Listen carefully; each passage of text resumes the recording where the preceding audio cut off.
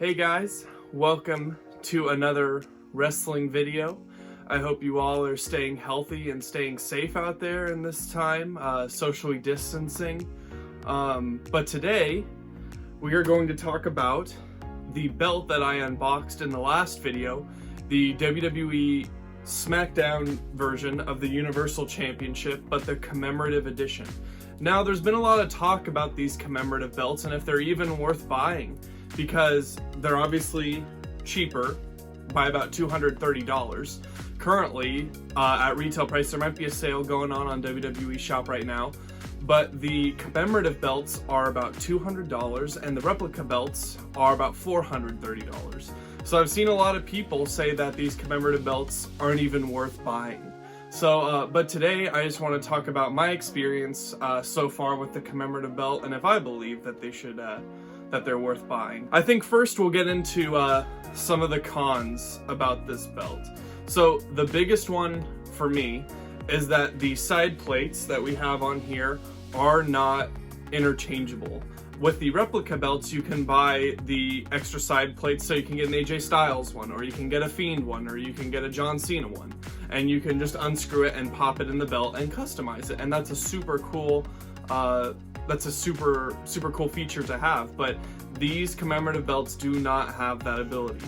Now you can use some DIY things that I've seen, like you can cut out the little circle on the side plates and put in your own, but for a lot of people that's just not feasible. So that's something that was kind of disappointing. Another thing that I tend to notice is that the gems that are on the belt aren't as packed in as they are in the replica belts, and you can see up close.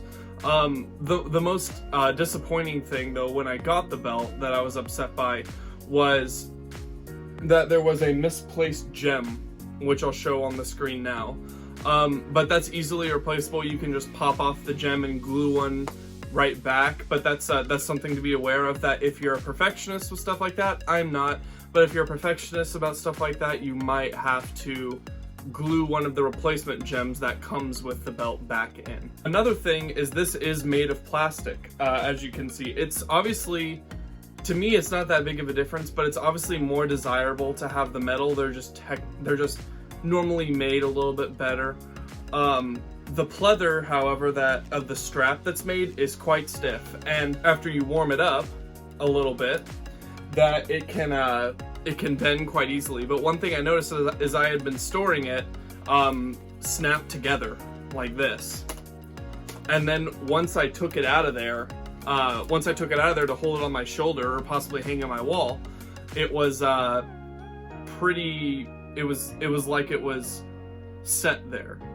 It was like the curves on the belt stayed there and it wasn't laying flat. So what I did is I had to lay a couple textbooks on it to make it lay flat, but and nonetheless it did. That's really all the cons that I had about this belt. Just, you know, moving on to the good things about it that I still enjoy is it is hard to tell that it's plastic if you're looking at it from afar. It's pretty much indistinguishable compared to the metal belts unless you look really closely or you have someone who really knows what they're looking at. Most people, I don't think, would be able to tell the difference if they were looking at it from far away. The weight, however, is perfect for carrying. It's lighter than the metal belts, and it's heavy, and there's some weight to it for sure, but it's not super heavy to where it'll hurt your shoulder to carry it around, or if you're going to like access or something like that, it won't burden you to have it around your shoulder and hold it on your shoulder for that long. One thing I also like is the snaps are super high quality.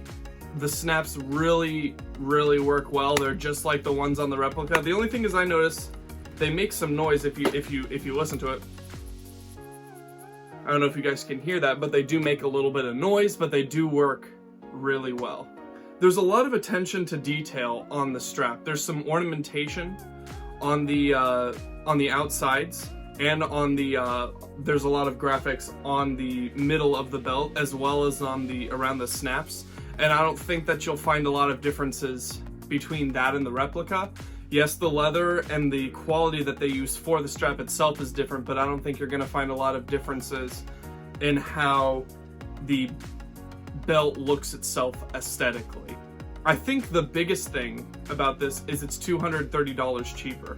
For what you get compared to the replica, you get something that's almost indistinguishable for $230 less. And I see that as a pro, especially in this environment. If you're like a WWE fan on a budget, or you're a merch collector on a budget, I think this is something that you can invest in. I think that's a pro.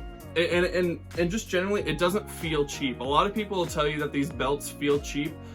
That's not something that I can really relate with. I feel like what I bought was something that was quality, and I can tell by holding it and just lifting it up and moving it. And when I look at it, it just looks quality. But in conclusion, I don't believe there to be any kind of $230 difference between the commemorative and replica.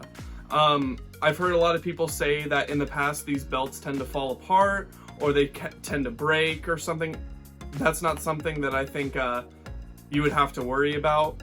This is, I think WWE has really stepped up their game. You know, I can't speak for the belts that they were making, 10 years ago, but I think they've probably really stepped up their game with these commemorative belts. And if you are on a budget and you want to have a title that's better than the toy belts, I think you couldn't go wrong with spending $200 on a belt like this, or you might even get a deal on them. WWE Shop is having a lot of deals recently on these belts, and you could probably pick one up for about $150. Thank you guys so much for joining us. We should have an unboxing video here coming soon, and who knows, maybe we might unbox another belt. You'll just have to stay tuned and see what happens there. Don't forget to subscribe, like, and leave me a comment. What do you think? Do you think these belts are worth buying? Have you had good or bad experiences with the commemorative belts?